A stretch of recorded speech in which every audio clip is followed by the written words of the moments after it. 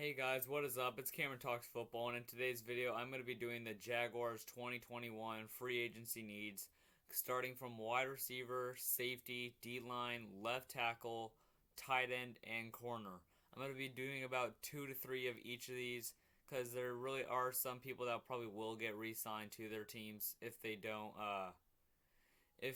want that long-term contract, then they'll probably just get franchise tagged. But I feel like some of these people can re-sign with their old teams.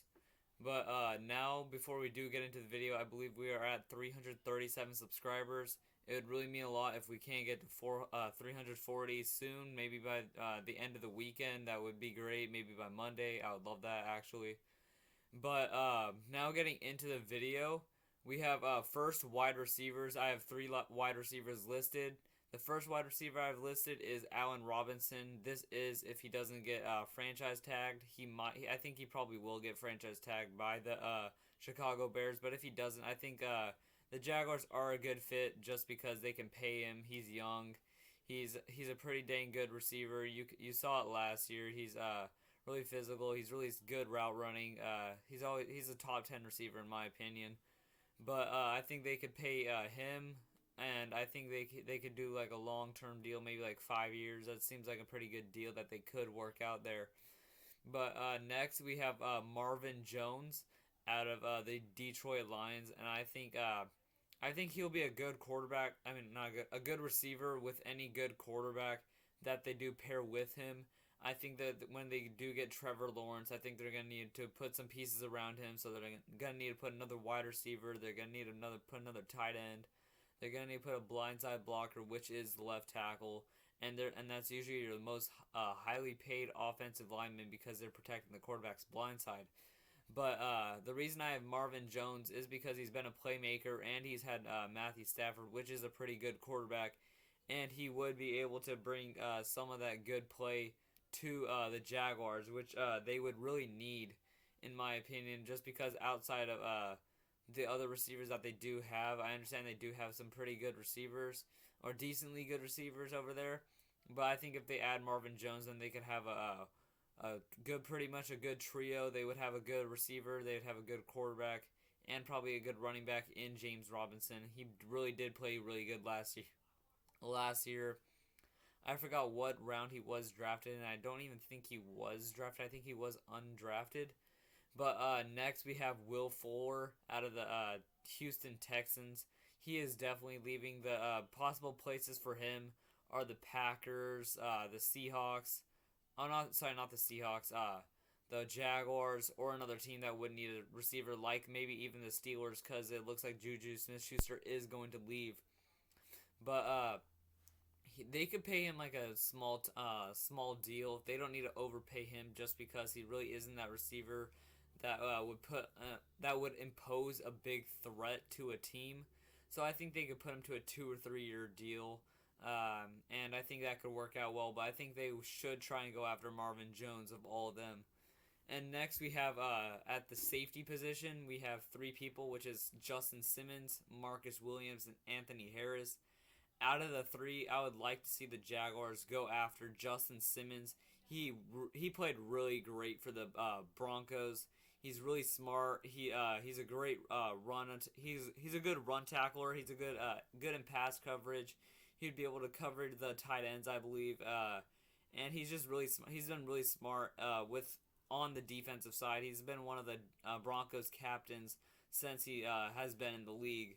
So I believe he should be picked over Marcus Williams or Anthony Harris, just because Marcus Williams, I think he probably won't sign with them. I think he'll sign with another team that needs a safety more, like probably the Seattle Seahawks, to perfectly match with I can't even think of his name right now. Jamal Adams. Sorry about that. But I think Marcus Williams would pair great with Jamal Adams, in my opinion. And then next we have Anthony Harris. I don't see them getting Anthony Harris, and if they do, it'd only be like a 2 year deal, probably $10 million or $12 million deal with some incentives. Probably those incentives would be making the playoffs, winning a playoff game, and making the Super Bowl and winning it. But I think that would be I think they should go after Justin Simmons of all the safeties that they can get. And next for D line, I have three people here, but really only two of them will be a good option, which would be Kwan Short and Ryan Kerrigan. The other option is Leonard Williams. The reason I'm not saying Leonard Williams, I think the Giants should franchise tag him or put him to a long deal because he did get 12 and a half sacks, I believe, last year, and he was their defensive MVP and also one of their captains. So I think he should. I think they should re-sign him. It would be dumb for them to let him leave because some team will pay that price just to keep him on their team, or to like a 3 or 4 year deal. Someone will pay him just because 12 and a half sacks is really good for a D lineman. And then I think they should go after Ryan Kerrigan if they can't get Leonard Williams, just because Ryan Kerrigan, he is a good pass rusher. He is young, he is that middle range of age, but I think he does have like 4 or 5 years more left on him. So I think they could sign him to a 3 year deal, probably about 17, 16 million right there. And if they don't get him, then they'll go after the nose tackle, which is Kwan Short, to plug up that A gaps and B gaps. But the reason I say Leonard Williams, if they don't get him, is because he is a plug and play. He could either play a left end or right end, or he could even play a defensive tackle. He is a playmaker at any part on the D line, so I think they should try and go after Leonard Williams out of all three of those people. And next for left tackle, I only have two people that they should go after because these are only like two good names here, which is Trent Williams and Jason Peters. The reason I have Jason Peters is that they could sign him to a 2 year deal, probably $8 million deal or $7 million deal, just because he is getting up there with age, so they would be able to pay him less to keep him to get him on the team. And if they don't get him, then I think they could sign a 3 year deal with Trent Williams. He did just play with the 49ers. But I think they should go after Jason Peters just so they can have not young, but a cheap left tackle to protect Lawrence. Their new quarterback. I don't know why I'm saying that, but their new quarterback that they are going to be getting. And then next, I think they're going to, for tight ends, I think they should go after Jonnu Smith out of the Tennessee Titans. The reason I say Jonnu Smith is because he's a pretty fast tight end. He's a good run blocker and a good pass catcher. But the other two I have right here is Hunter Henry and Jared Cook. The reason I have Hunter Henry and Jared Cook is because they could sign Hunter Henry to like a 3 or 4 year deal, but I don't see Hunter Henry getting him. I see him going to a team like the New England Patriots just because how badly the Patriots have needed a tight end since Rob Gronkowski did leave the Patriots, which has been a hole that they have needed to fill. And then the reason I have Jared Cook is because he is getting up there with age. I think he's around 31, 32 or something like that. So they could sign him to a 2 or 3 year deal, probably around 9 to 10 million around there with incentives that could get him around 12 million or 13 million. But I think they should go after Jonnu Smith out of all these people. And then next for the corners, I have they should go after either Pat P, which is Patrick Peterson, Jason McCourty of the New England Patriots, or Brian Poole off of the New York Jets.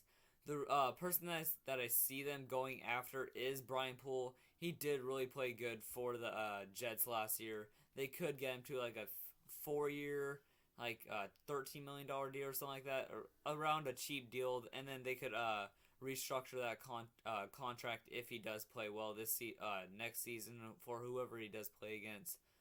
But Pat P, I think he will probably go to the Chiefs just because the Chiefs really do need a corner. And I think him and Tyrann Mathieu would be good together because they did play in Arizona together, and he did. And Pat P and Tyrann Mathieu are really good friends, so I do see them going after Brian Poole out of all those corners. The reason I don't see Jason McCourty, I think the Patriots will re-sign him just so that they can keep the two McCourty brothers together until they do retire, which would be smart for them to do. And Pat P, like I said, probably going to the Chiefs, which would be smart for the Chiefs. So I do see them going after Brian Poole. He's really young. He's really smart. He has a good amount of speed to him. He can cover. He can do man coverage. He can do zone coverage. And he's pretty decently good against the run. Not like crazy good, but like pretty good against the run.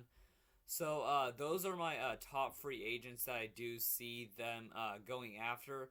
And if you guys have any comment on what you guys think they will go after. Let me know in the comments down below. And until then, I will see you guys later. Peace out.